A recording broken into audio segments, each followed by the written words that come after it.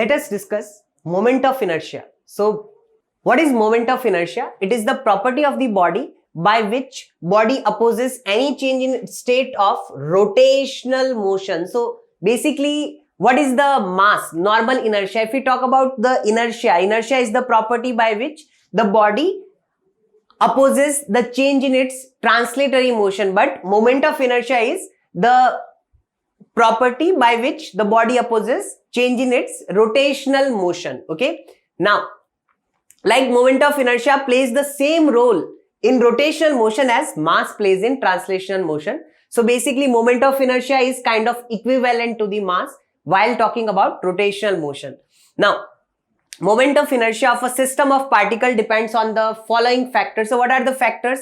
First factor is the axis of rotation. It depends which axis we are talking. As soon as we change the axis, moment of inertia also changes. Next is the mass of the particles, like how much is the mass of the system.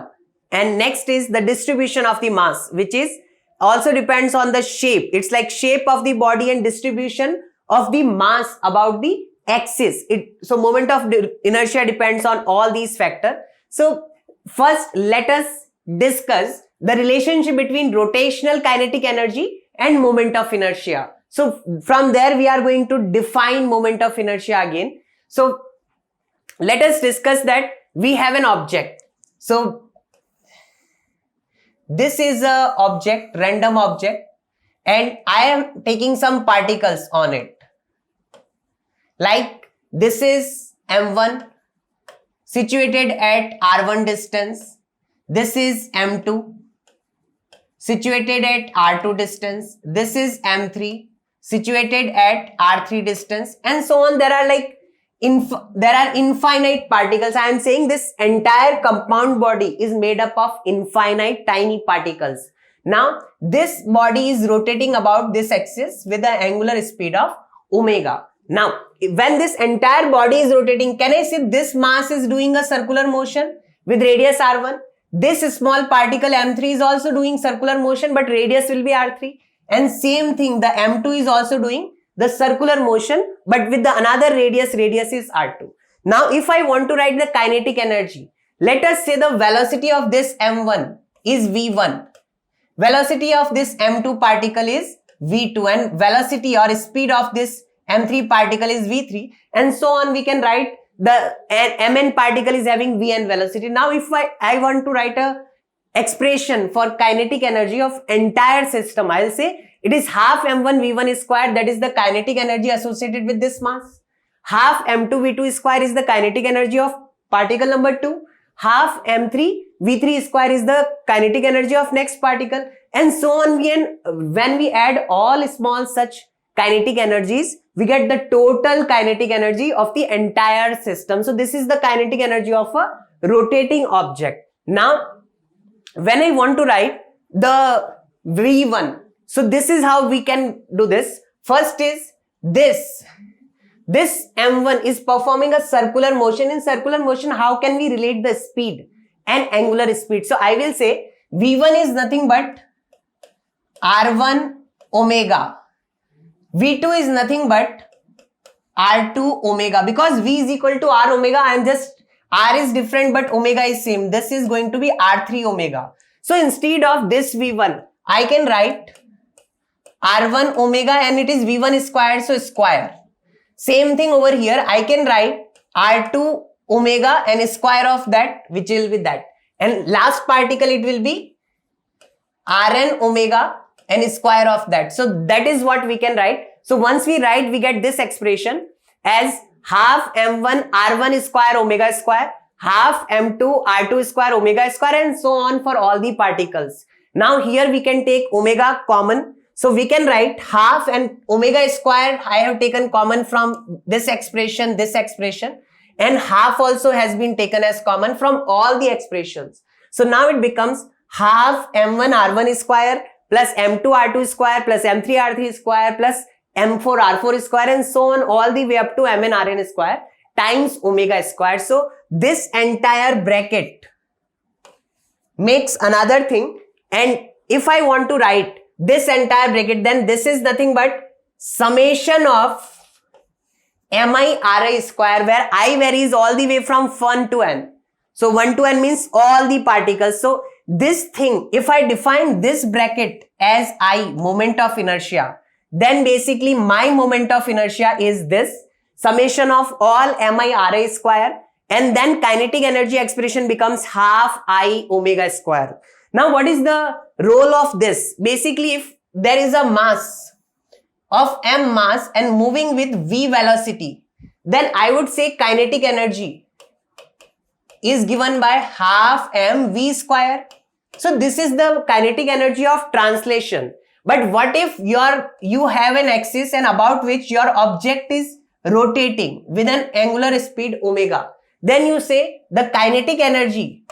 See, this is also having some kinetic energy, but it is not going anywhere. So it doesn't have any translatory kinetic energy. Its kinetic energy is entire kinetic energy is kinetic energy of rotation, and that is given by half I omega square. See, so half is half, and v is what? V is velocity, and this is angular velocity. So whatever is the mass, role of mass in translatory motion, same mass, the moment of inertia I is playing in the rotational motion, and I is given by what? It is basically mi ri square, and you add all such things, so you get the moment of inertia of. Now we will discuss more, but let us first study if it is a continuous mass.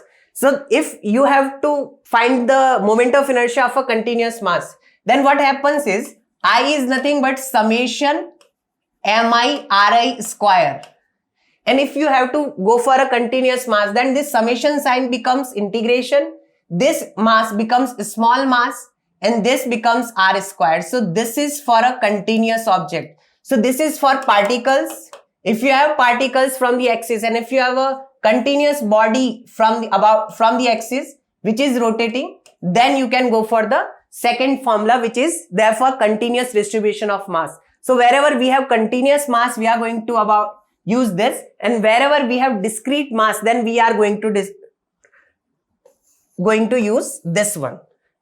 Now next is theorem related to moment of inertia. So before we find moment of inertia of various objects, we need to talk about the theorems which are related to moment of inertia. So there are two theorems. First is parallel axis theorem, and second is perpendicular axis theorem. Let us discuss them one by one.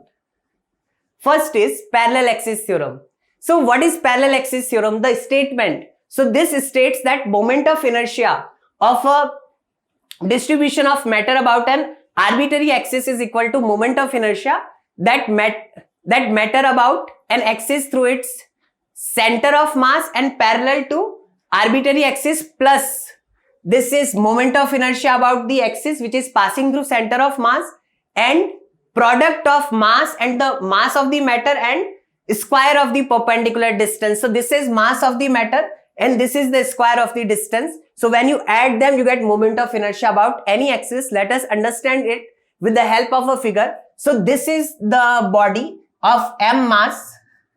This is at the object which is having m mass, and if I say this is center of mass, this is center of mass, the center of gravity which is g, and if you know that moment of inertia about this axis is ICM, the mass of this entire object is m, then you want another axis which is yy if you want to get moment of inertia about that. So you already know moment of inertia about this axis, which is nothing but a parallel axis passing through center of mass, and distance between these two axes is d. Then you can write moment of inertia about this axis. So I about yy is going to I about y dash plus md squared. This is what our parallel axis theorem states. Apart from that, what is that? That has to be ICM. So for this axis, for this theorem, you always need to know the moment of inertia about an axis which is parallel to the axis which we want to find the moment of inertia about and passes through the center of mass. These two conditions are a must. Now this axis, the parallel axis theorem, is valid whether the object is 2D, 3D or 1D. This axis is valid for all. It's just that you should know the center of mass, you should know the moment of inertia about axis which is passing through that, and then you can find the moment of inertia about any axis which is parallel to that particular axis. Next is perpendicular axis theorem. So let us go for the statement. So sum of moment of inertia of a plane lamina about two mutually perpendicular axes lying in its plane is equal to the moment of inertia about an perpendicular axis to the plane of the lamina and passing through the point of intersection of first two axes. So basically moment of inertia about this axis which is perpendicular to the plane is equals to moment of inertia about these two axes and addition of that. So we need to understand what is Ix, Iy and Iz. So again, let us understand this within an object. So first thing, this theorem is true for only planar objects. So if there is a 2D object, then we can always take three axes, three mutual perpendicular axes. Two are passing from two are basically inside the plane of the object and one is perpendicular to the plane of the object. So basically moment of inertia about this axis is equal to moment of inertia about those two, is the addition of moment of inertia about those two axes which are in the plane of the object, and this is our perpendicular axis theorem. Now we are going to use these theorems in the moment of inertia of various objects. So let us say moment of inertia of some particular object which you need to remember. So first comes the point mass. So definition, by the definition we learn that moment of inertia is nothing but summation of mi ri square. So if this is the axis and there is a particle which is particle of m mass which is lying at r distance from the axis, then moment of inertia about this axis of this point mass is given by I is equal to mr square, where m is the mass of the object and r is the perpendicular distance from the axis. Now it does not matter. See, some of the students, they get confused. Like, do we find the moment of inertia when object is rotating only? Like, if it is, what if it is not rotating? Is moment of inertia valid? Then also answer is yes. See, the mass of a particle is, let's say, 5 kg. Now whether this is stationary or this translate, it moves. The mass remains 5 kg. Like that, moment of inertia is a scalar quantity. Its unit is basically kg meter square. It is defined about the axis. As soon as you change the axis, moment of inertia is going to change. And whether it is rotating or not, that does not matter at all. So moment of inertia of a point mass is given by this formula which you can remember. Now next is moment of inertia of a system of point masses. So what if you have a lot of point masses about an axis? So suppose there are mass m1, mass m2, mass m3 which are lying at a distance of r1, r2 and r3 from the axis. Now about that rotation is happening or not, that does not matter. We just have to find the moment of inertia. So we have already learned that while relating the kinetic energy and moment of inertia, that moment of inertia is given by summation of mi ri square. For this particular three particle, I will write moment of inertia is nothing but m1, what is the perpendicular distance, r1 square, plus moment of inertia of this particle, so m2 r2 square, plus moment of inertia of the third particle which is m3 r3 square. And once you can directly add, since it is a scalar quantity, like you can add the masses, you can add the moment of inertia as well. Next is thin rod. So we are going to find the moment of inertia of a thin rod, but thin rod is a continuous object. So this is a rod. I am going to find the moment of inertia about this axis. So I am going to find the moment of inertia about this axis. Whenever you have a continuous object, we already know that we have to use this formula, integration dm r square. What is r and what is that dm? Dm is a small element, mass of a small element which is lying at r distance. For rod, what we will do, we'll go at a distance x, or we can say r, and we'll cut a section which is having a width of dr. And dm is mass of this part. Mass of this part is dm. We have already learned how to do that. We'll say total mass divided by total length, because mass is distributed over a length over here. So total length of the rod is L should be equal to dm, this mass divided by length of this part, which is nothing but dr. And that gives me the dm is nothing but m by l dr. And put the value and integrate. So here I am going to integrate. I am talking about this axis. So I will say integration m by l dr times this r square, and limit r is changing. So r is changing from where to where? R is changing. R is starting all the way from L is equal to 0 to R is equal to L. So I am putting the limit on R from 0 to L.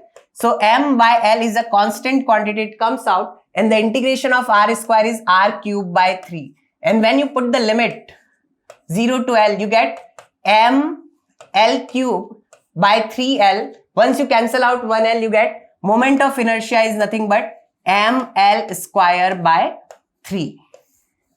This is the moment of inertia of this entire rod of having m mass and capital L length. So moment of inertia is given by ml square by 3. But about what? About an axis which is passing through one of its end and perpendicular to the rod. Now, what if we change the axis? What if I am taking the axis which is this one, middle one? So for that, let us again rederive it. Now, formula, I will apply the same formula, but this time I am changing my axis to the axis which is exactly in the middle. So this axis we already know moment of inertia is given by ml square by 3.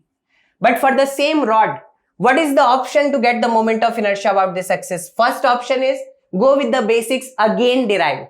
Okay, so I am going to again do the same thing. I'll go at R, take an elementary section having a width dr. I'll write the mass of that. Dm is nothing but m by L to mass per unit length into required length. You can say like that. And now I'll just apply the formula. Integration is integration dm r square. And I will say integration dm is m by L r square, this r square, and dr. So m by L dr times r square. But here the limits are going to change. Limits are going to be, see, r is changing from where to where? This is the midpoint of the rod, and I'll say r is changing all the way from this side to that side. So this is r is equal to minus L by 2 because it is half the length. And what is that? That is r is equal to plus L by 2. I am assuming that this direction is positive.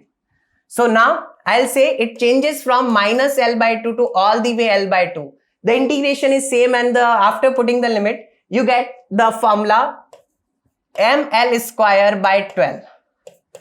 So moment of inertia about this axis which is passing through the center of mass and perpendicular to the rod is given by ml square by 12. Now about this axis was ml square by 3, while about this axis it is ml square by 12. Let us do another way to do the same thing using our perpendicular and parallel axis theorem.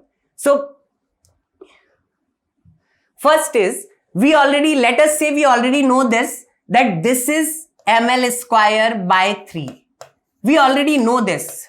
But this one we know that this is you want an axis which is parallel to this and passes through center of mass. So I am going to call that ICM. The axis which is passing through center of mass of the body and parallel to our given axis. So that is our ICM. And the distance between these two axes is nothing but L by 2. And let us say we have to find this without using any integration, given that I already knew this. So for that, I am going to apply parallel axis theorem. Why not perpendicular? Because it is not a 2D object. If it is a 2D object or a lamina, then we are going to apply the perpendicular axis theorem. But here we are going to apply parallel axis theorem. What does parallel axis theorem says? I equals to ICM plus MD square.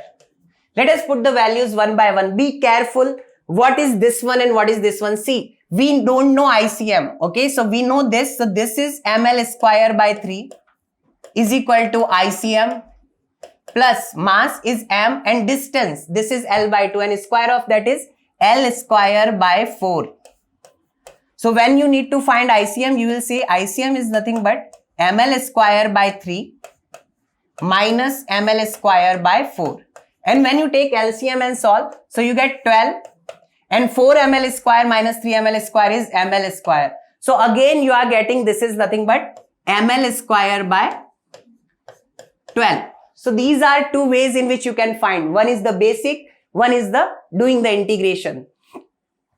Let us discuss the next case of the thin rod, and that is basically what if from your axis the rod of length L, mass M is at an angle.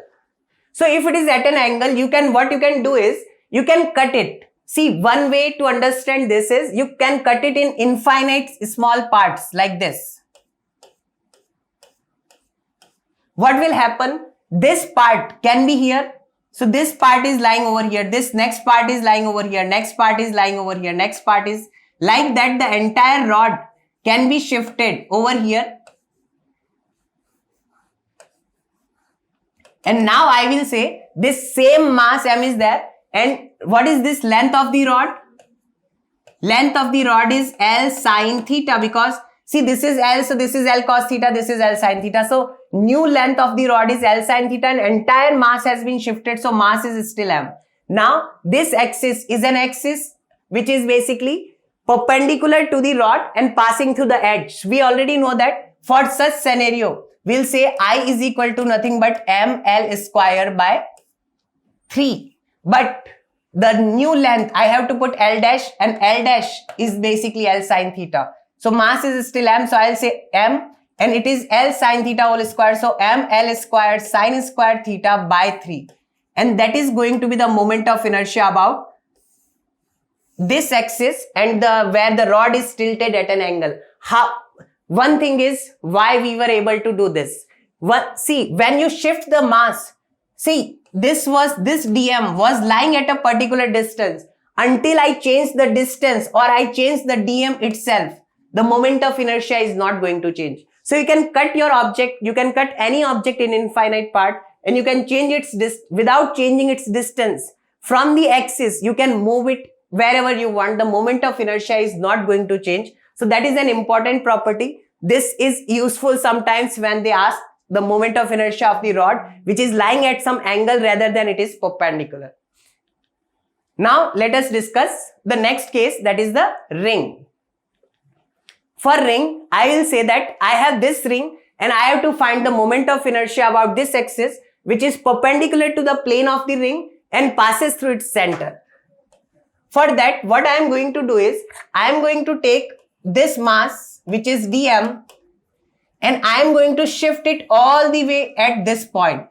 So this dm now lies over here. See, when I rotate it about the disk, the thing is the distance of this dm is never changing from the axis. Its initial distance was r and now its final distance is always r, right? So you can do that when you take the entire ring over here. Now entire mass m is lying over here, and now we can say it is same as this is the axis and entire ring is lying in a single point mass at a distance r. And moment of inertia of that is given by what? mr square.